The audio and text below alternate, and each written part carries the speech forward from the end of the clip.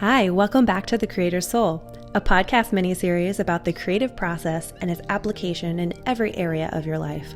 I'm your co-host, Elizabeth, a creative producer and director based in New York City. And I'm Heijun, an energy and leadership coach with a background in Wall Street and New York City tech startup. In today's episode, we're going to talk about failure as a rite of passage to success, what metrics to aim for, and why feedback is a gift, as long as you're careful about who you're listening to. All right, so we're back with episode 4, and on this episode, we're going to be talking about results and how to evaluate them, what to do with them, and then how to weave that into your creation process.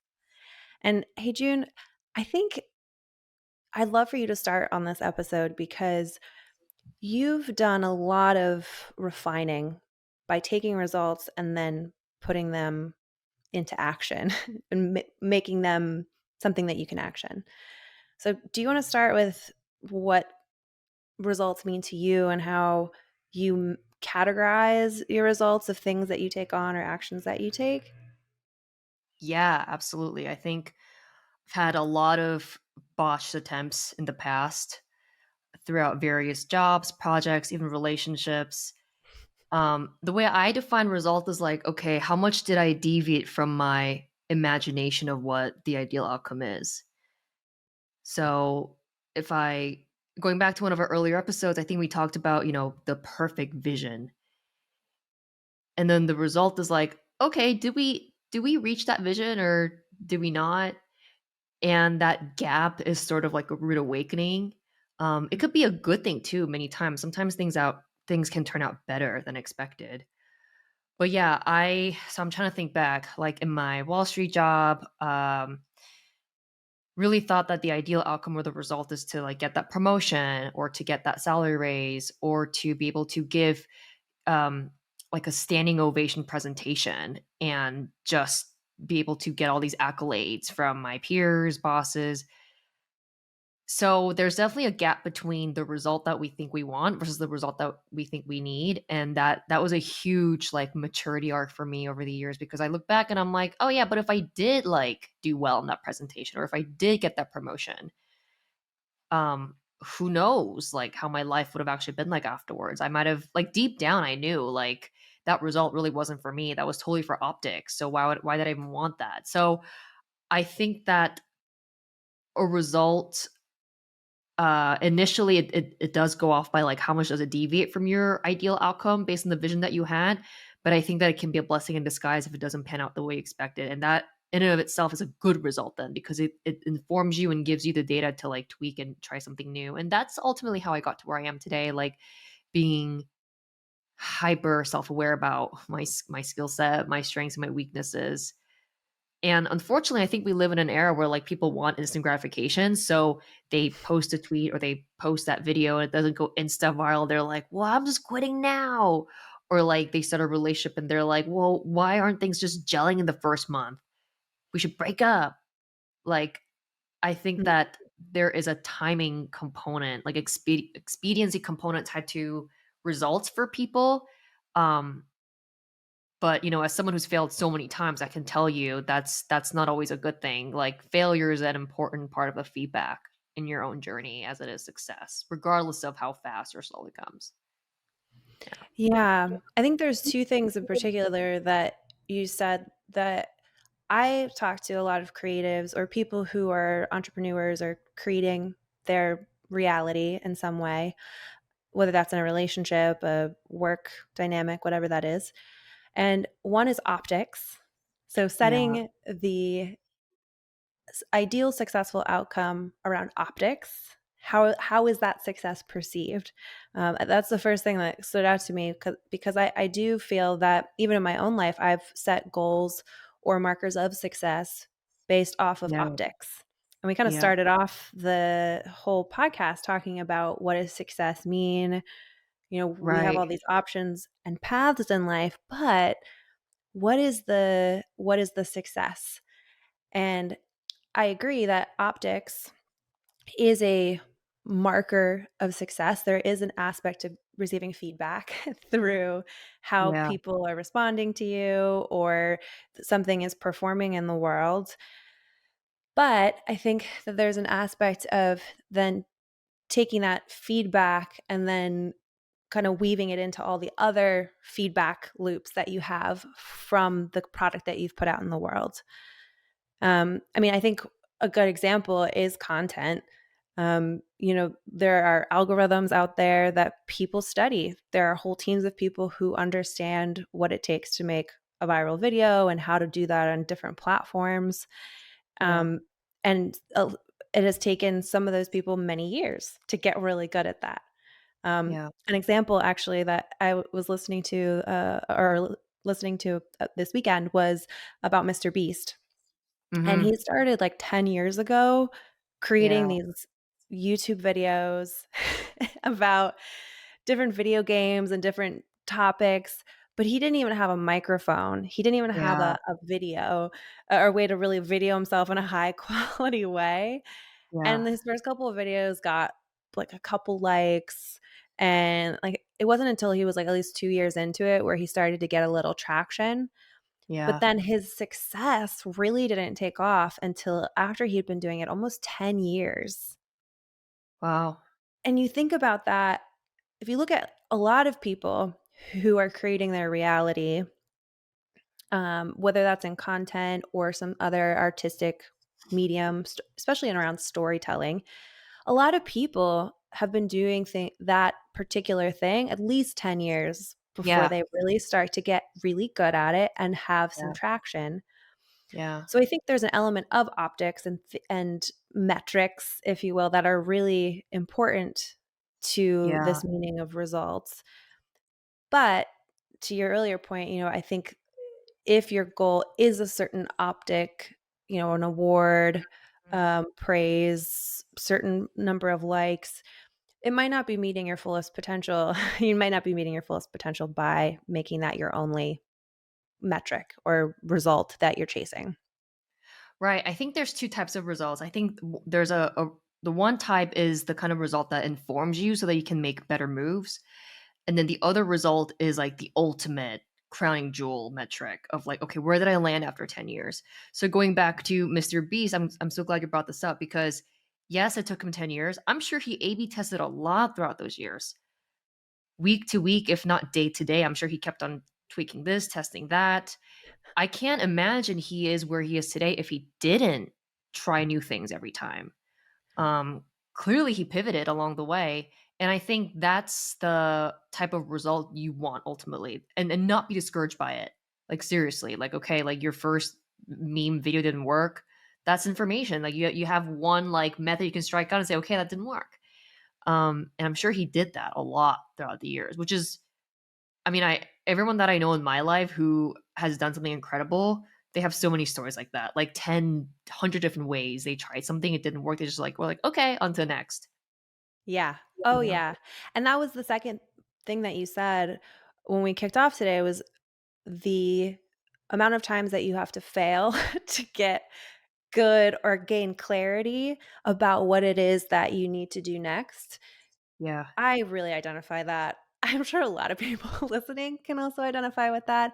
The amount of times that you fail, as in don't nail it. Not Yeah. necessarily that your life is over or you shouldn't be doing this. It's just that you maybe didn't quite hit the mark of what you were hoping to get to on this go round, Yeah. but you can always tweak it and get better. But if you don't Yeah. try, Right. you're never going to have success. Yeah. I think the most bullshit excuse I heard from a friend a long time ago, she's a great singer, but she wouldn't start her music career. She wouldn't start recording any music. And her reason for it was, and I quote her directly, she says, music is so important to me that I can't afford to fail. Ooh. And I was like, "What does that mean? I don't understand." Like Yeah. So what I hear in that, because I've experienced this for myself, is that Mhm. when there's a fear of failure, it's usually linked to your identity in some way. Yeah. I'm a perfectionist. Absolutely. I also like to do a lot of different things. So, how would functioning in the world, trying to be perfect at everything, but also curious and wanting to try a bunch of stuff is Right. really a unrealistic paralleled. desire. Um, so I've had to really think about how do I how do I enjoy the process of learning and the process of failing and take information that I'm gaining through having those experiences and trying over and over again to then become a better version of what I'm envisioning of my identity. Right. Yeah, I mean, I think in a way it's kind of making an excuse not to try. It's kind of an excuse to be like, "Whoa, this art, this music is so much bigger than me that like how dare I even give it a shot?" Like, okay, that kind of sounds like an excuse. So you're right. I think it's almost like creating a false identity to hide behind the potential of a failure, or to Yeah. avoid failure rather, which I don't know. I agree with you. I think that's the crux of the issue, like tying your Mhm. identity to success or just a singular definition of what success looks like in arts or creative pursuits. Yeah. I have an example from when I was a writing major in college. I ended up not finishing my writing major, but I did quite a few classes and credits. And I remember going into my professor's office and sitting on the floor and crying Uh because huh. I was like, "Am I even a good writer? I don't think Uh I huh. can do this." Uh huh. And I was just having this existential crisis because I've always enjoyed writing and I've always felt like it's something that comes pretty naturally to me. Right. Anything that comes naturally to you can always be refined and made better. Right. But that was I just remember that moment so clearly because now as somebody who writes a lot every day for a variety of different reasons, and types of topics and types of writing, I do have moments like that still where I'm like, "I don't even know if I'm good at this." Right. But, people keep coming back to me asking me to write things for them or the writing that I do put out there, people connect with. So, Right. even though I feel like I could be better or don't always feel like I have the results I want right away, I think in the big picture over time, I've seen, okay, this is actually something that I can continue to grow and that people are connecting with. So, Right. yeah, I just gotta keep it all in balance, and it's okay to have a meltdown if you don't feel so certain some days. No, I think you hit the nail on the head. I think I agree with you. My definition of result has changed over time. Before it was absolutely metrics, but now Mhm. it's shifted to, well, how do I feel? If I liked going through this process, that's already a win. Yeah. Um, and I I don't want to sound like hypercritical, but often what I see, especially within my friend group, because there's always somebody that will say stuff like, "Well, you're not an author until you published a book." Yes. There's always somebody like that, and I've come to realize that's their own insecurity being projected. Mm. It's like, okay, uh, there's a lot of authors, living or dead, that never published a book, but I'm sure they had amazing, beautiful things to say, but Yeah. you never know. Like, sometimes the publishing industry is rigged. It's all about who you know. You could pay a publisher. You just never know. Yeah, okay, so Vincent van Gogh is one of my favorite artists. One of the reasons he's my favorite artist is the story of how he became an artist. He Uh-huh. decided to become an artist very late in his life. He was only an active artist for several years, a visual artist. And when he started out, he really put himself through the ringer of education. He was attending schools to learn how to draw and to paint and to do it all in the styles that other people had mastered. But yet he had this vision of what it could be. And he kept Mhm. putting in his own flavor into the work. And I think I'm so inspired by him as an artist, not like quite literally as a visual artist, but as a creator For sure. because of his determination to put his ideas and work out there Yeah. no matter what others said. Right. He took it very personally, but he also kept going and did his own Right. thing. And Right. then I love shortly that. after yeah, and shortly after his death, people were like, "Oh, he's a genius." And it's like, well Right. Yeah, I mean, that some people are like offended when you put your work out there that's less than perfect. They're like, well, how dare you? And I'm like, what do you mean? It's like, Yeah. oh, your email had this typo. I'm like, okay. And I still got my point across. Like, so that's what I like about the Van Gogh thing. It's like, yeah, I mean, of course, he took the criticism personally, but he still kept going. Like, see, that's the key. Like, it all comes back to Mhm. consistency and taking that as feedback as like, okay, I'm not talented enough. Like, instead of thinking about it that way, taking it rather as, okay, I can just fix this next time. Mhm. It's Yeah. like not a big deal. It's not a death sentence. No. I think even us making this podcast has been something where we've done it and we've Yeah. learned a lot along the way, right? Yeah, for sure. Yeah, and I feel like a lot of people don't acknowledge that or want to acknowledge the fact that you didn't nail it the first time or there were things you learned or wanna adjust for the next time you do it. Right. It's okay. It really is. I give everyone Yeah. permission, including myself, to Yeah. to say, "Okay, I'm gonna put a good effort in. I'm going to do my very best." But then once you've done it, evaluate and then continue to grow on top of the knowledge that you have. Yeah.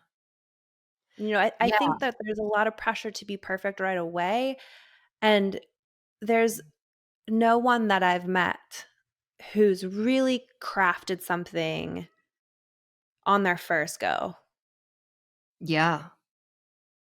See, And I'm this sure just there's people who've, like, been published or not published, to your point earlier, who, right. it took them some time to put the what was inside of their brain, percolating and what they were imagining. It took some time to Right. put that out there. Right. I'm a hyper believer of like, okay, make stuff repeatable if it worked. Mhm. Extract the components that were good and make it repeatable. Like, don't go try like I feel like this is the human um mistake, a very common human error, which is instead of continuing to do what's worked, people start to just deviate and do other shit. It's like, no, wait, that one thing worked. Like that actually landed. Like, why not keep doing it? So like it comes back to consistency.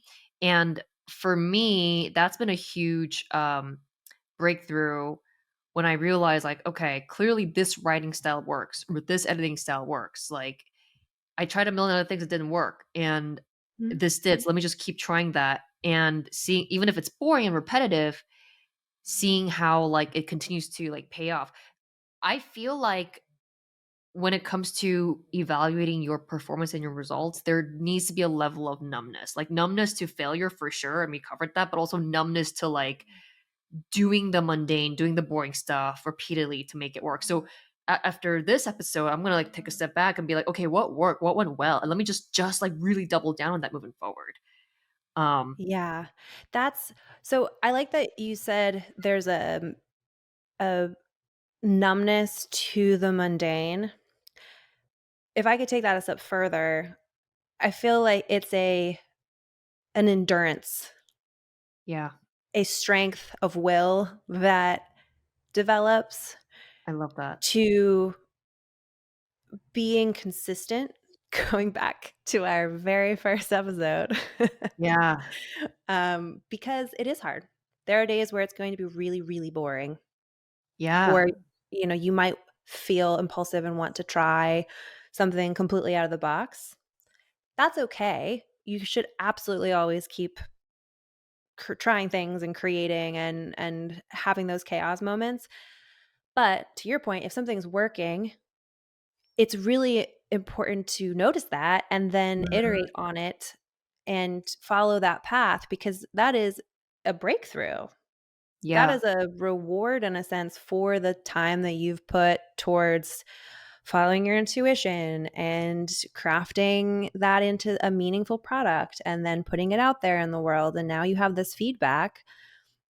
So pay attention to it. But I think to your point, it does take endurance and it's not something that's going to be necessarily an easy, smooth ride. And that principle applies to like even like dieting, working out, like anything really. It's like, how do you lose weight? Well, because I went to Yeah. the gym every day. Like that's why. Was it fun? No, but I showed Yeah. up and went to the gym every single day. It's like it wasn't a magic pill. So I Mhm. think if people can overcome their gut negative reaction to failure and their gut negative reaction to having to be resilient and have endurance, then I think they could really tweak extremely well over time. It's just unfortunately that's a horribly lacking skill in this day and age. Yes. It's I want to acknowledge how difficult it is to be patient at this stage of the creation process. Yeah. Um, I know for me in project management, I'm all about processes. I love finding something that works, locking it in. Uh-huh. But even then, I'm still taking the time to refine. Yeah. And it is something that over the course of years, I've found ways of running a creative team that works really well. But there will be moments where I will need to tweak little aspects of it, whether it's, how we communicate about a certain part of the project or how the budget's managed on that particular part of a project. I think there's a hyper awareness of what you've learned and then the ability and desire to try to refine it even further Yeah. as you go through the process again and again and again. Right. Right. Yeah. That's actually speaking of processes, that's actually a quantum theory that was put out or actually being discovered as we speak, but basically it's this whole idea that the universe operates in a set of patterns. And Mm. our job as human beings is to discover what those patterns are. That's why, like, the 12 step exists, or the 48 laws of power exists, or the seven stages of grief exists. Like, there's a reason why there's all these processes and steps that's been discovered over time to work because we've A B tested as human beings so many other ways to deal with our emotions and overcome, overcome failures in life. And through just like compounding wisdom over time, we've been able to come up with these like broad sets of rules. And Yeah. and like that's not possible if we hadn't tested the shit out of all these different processes, which is kind of what you're describing. Like you want to keep tweaking your process over time with your team, and I think that's so necessary. Yeah. And to that point about a team, I think it's really a wonderful gift to have people that you trust to talk about Yeah. these moments of either boredom or Yeah.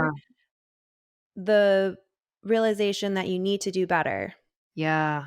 Because I agree. I think at the core of our human nature, we're incredibly curious. We're looking for patterns and information, and we want to do something with that. Yeah.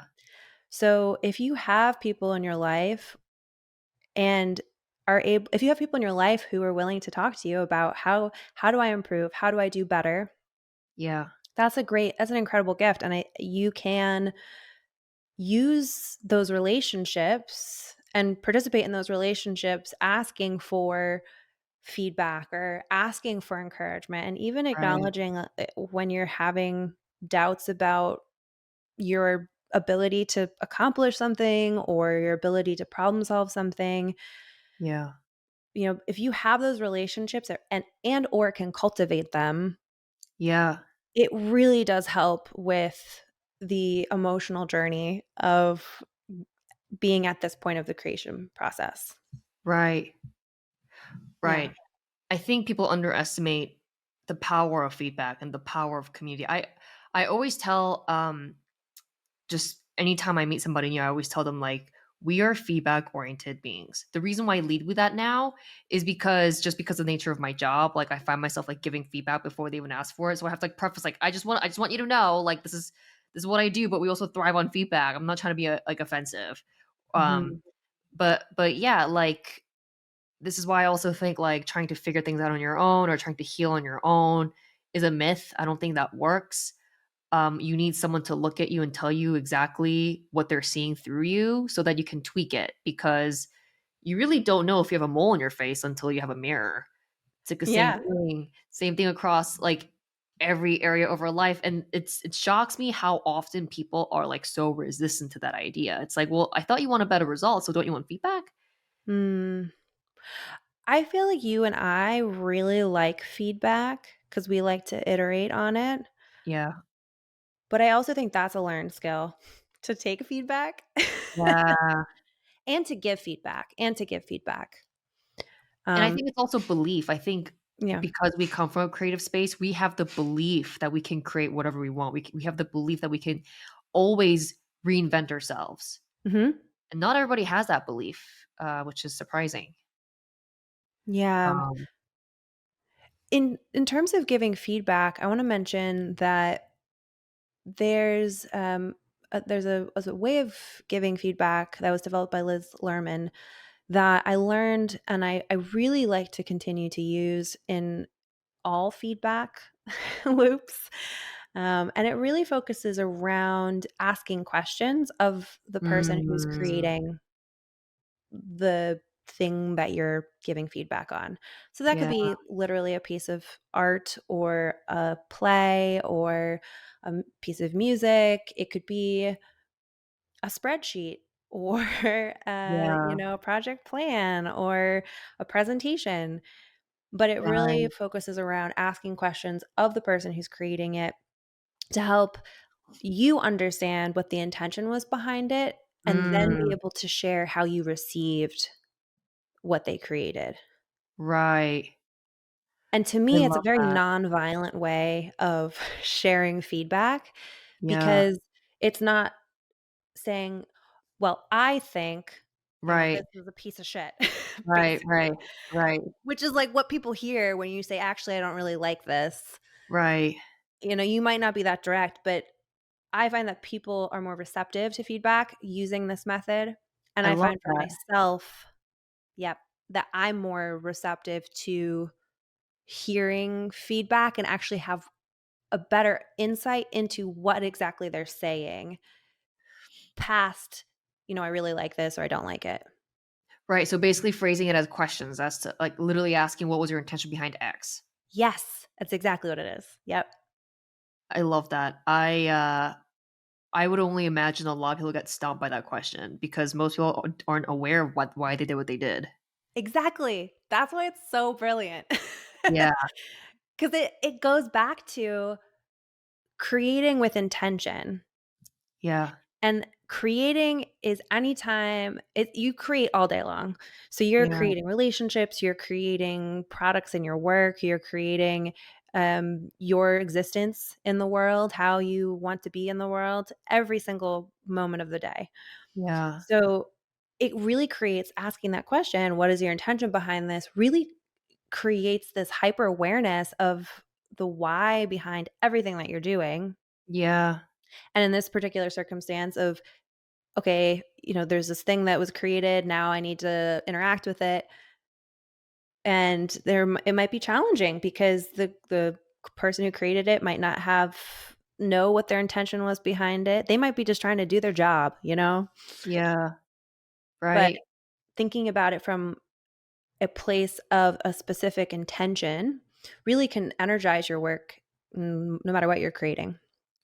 I think for anyone that's listening, if you have employees, this is terrific feedback and tip to apply in your day to day Yeah. because so many well meaning employers and bosses just kind of like ram negative feedback down their teammates' throats. And it's so harsh. Mhm. Um, but going off on that point, I also want to mention, and this is something that I learned fairly recently. I wish I had known this sooner, but I've noticed that high performers and like successful people, and success is whatever metric you want to use. I'm not tied to any, but high performing individuals in general, like actively, very proactively seek feedback in Mhm. every area of their life. Like, how can this be better? What can I do differently? Like, they don't shy away from it and they don't seek feedback from one source either. It's multiple people, multiple groups.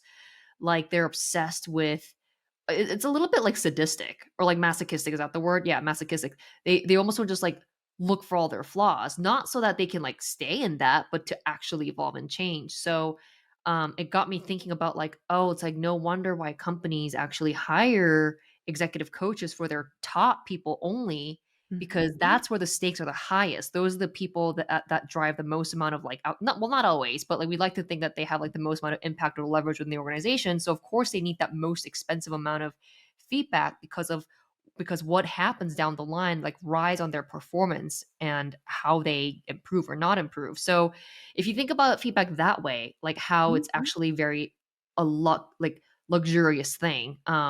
It's a privilege to get feedback. It's a gift.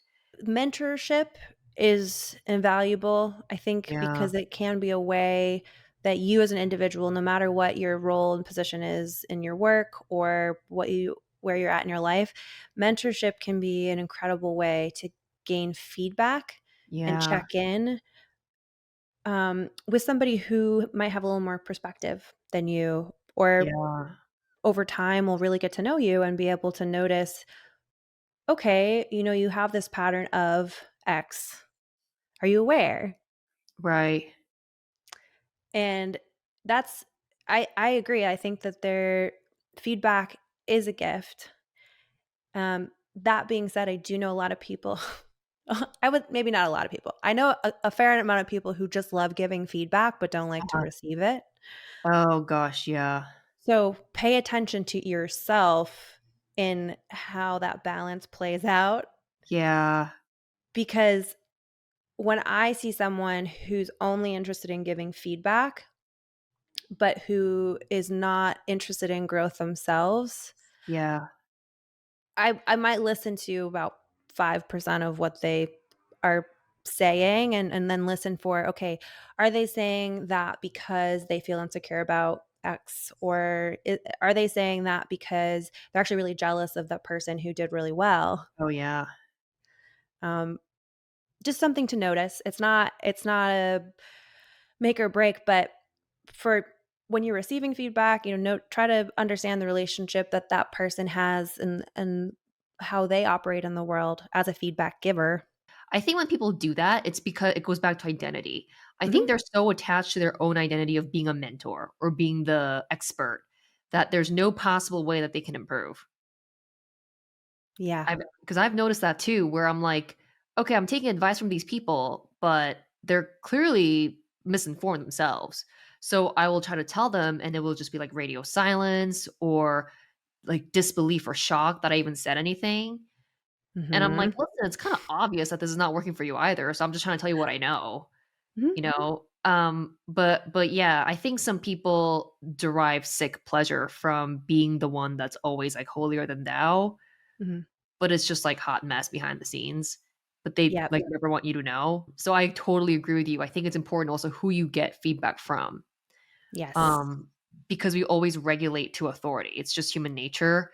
And we could have a false perception of who the authority is. Yes. And I feel that is an aspect of awareness that we can all practice a lot more, especially with the amount of information and authorities that we can expose ourselves to every single day. Yeah. Whether that's in person or on the internet, there's a lot of opinions, a lot of authorities, a lot of people Yeah. claiming they know what's best.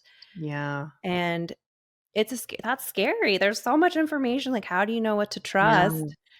And Right. when you're trying to create your own thing, it's like, well, am I delusioned? How do I know like what I'm doing is even the right thing or the best thing? Right. That's why I That's think it's so important to trust your own intuition Yep. and also trust your body, especially if you're trying to follow a certain diet. Like, um, I just discovered Lion's Diet, which I'm not gonna try, but Lion's Diet is like we just eat like beef, I think. Like no other meat, no vegetables, no carbs. And it sounds so unhealthy, right? Mhm. But this one girl was able to cure her like almost like terminal disease just by doing that, just by Hmm. going like full like and not to say that's gonna work for everybody, but it worked for her. Yeah. So her whole thing now is like, wait, like what else have we been taught that's actually inaccurate? Mhm. If it just starts out with diet and turns out we're so diverse that there's no one size fits all when it comes to food and exercise and whatever, it's like she was just mind blown. She was like, "Oh my god, all these years, like all these like diet classes I took, all these like doctors that told me to do this, like none of it worked, but like this meat diet worked."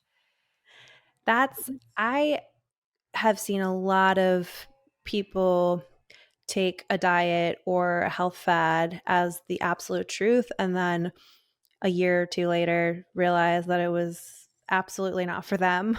Yeah. Or if anything, it was actually counterproductive for them. Throughout my early teens, I was very athletic and had a lot of different people telling me, here's how you should train and here's how you should eat.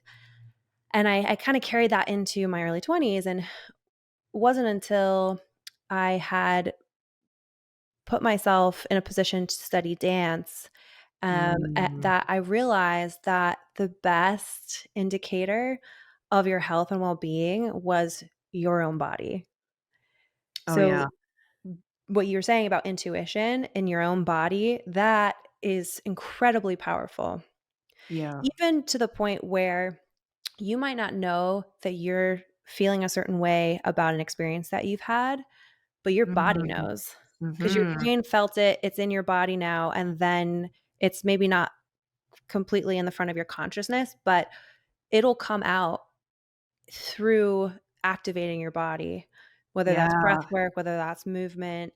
I've actually had full on like crying sessions or laughing Right. like because of like while I was working out because the emotion had manifested in my body so Wow. strongly and it Yeah. was finally able to be released through exercise.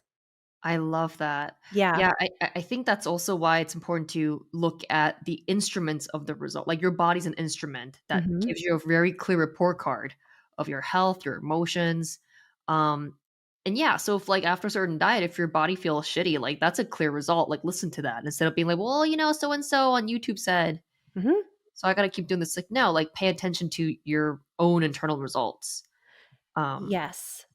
Your body, your intuition is the center post. It's the guidebook, and you can write other people's notes into that guidebook, and you Yeah, can add in other people's feedback and opinions, but ultimately, you need to take all of that information and then realize it for yourself and yeah, take the time to refine the feedback from your own self and those other people before you act or yeah. as you're acting. I completely agree with you, and this goes without saying, but that applies to relationships too. Like, just because someone endured something in their relationship doesn't mean that I can endure it too, Mhm. and vice versa. So, I mean, I've had my fair share of shitty advice from mentors who's been in shitty relationships, and they're like, "Well, I went through it, and so can you." That kind of a Yeah. thing, What or is like, that? right? Or like, my favorite is when somebody said to me, "It's a woman's job to take on these things, Yep. to tolerate I've these heard things." it too. Yeah, and I'm like, What the fuck? How is that okay? It's nobody's job to tolerate bullshit, regardless of gender. Mhm. The hell?" Yeah. Healers say that all the time, which is another reason why I'm just kind of like, just because someone's titled as a healer doesn't mean they're actually aware of what they're doing or saying. So, W You've heard that from people whose job it is to help heal people? yeah. Wow. And the mask they use is like the language of feminine versus masculine energies. Which is Hmm. why I'm, like, now so careful about saying that kinda stuff, and I'm like, I think people are misunderstanding what these energies are. Yeah. Feminine versus masculine is all about, like, what they create when they come together and their roles and responsibilities, but it has nothing to do with, like, who tolerates what kind of bullshit. Right. At at that point that's, like, beyond the energetics. That comes down to, like, values, okay? So, yeah. Yeah. Um Yeah, so if you get advice like that and your body's, like, revolting against Yeah. that, then it doesn't work for you, let's just move on. Try something new. Yeah. Yeah. I I think the what you mentioned about body wisdom just now too, about like if your body is like giving you a response, it's really important to pay attention to that. I can't emphasize it enough. Maybe your body is desensitized because of the lack of response to these bullshit meters, if you will. Yeah. Yeah.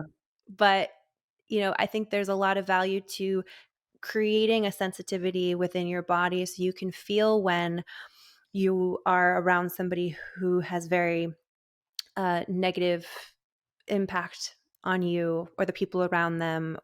I think there's a wonderful feeling that you can also experience when you are around people who have boundaries and do take time to learn about themselves and can share feedback with you based off of their Yeah. observations.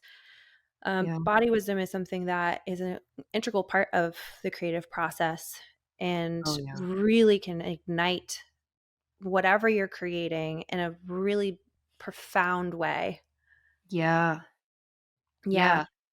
I had firsthand experience of that last night. I went to, like, an event, but it was, like, it was like a pumpkin night, pumpkin carving event. Fun. So I went there, and basically it was just, like, an entire farm at night decorated with, like, 5,000 pumpkins with lanterns in it. So it was like I felt like I was, like, teleported to another world, but my body I'm pretty sure my body thought it was in, like, an outer space or something. So and then I just, like, got a bunch of creative downloads that I wasn't getting when I was just at home, but Hmm. because my body was in a new environment and, like, experiencing these, like, pumpkins, like, floating in the sky, it just got me in a really creative mode, so I was like, "Yeah, like, the body needs stimulation too." Not even just through exercise, but just, like, being out there in the world, like, doing new things because 'cause it has its own intelligence, and it wants excitement too. So, that was a Yeah. good reminder for me. I really love that you had that experience. That's I know it's so random, but, It's like so random, but it's you were really aware. I think what's really cool about that is that you went and did this activity and you had such a visceral response that then allowed you to tap Yeah. into that chaos, so that creative space where you're saying you're having all these creative downloads, those lightning bolt moments, Yeah. It was right? And very different from, like, being at home and watching a movie about pumpkins. It was totally different. yeah, I'm sure there's a movie about pumpkins somewhere, Yeah. but this sounds way cooler. It was way more experiential.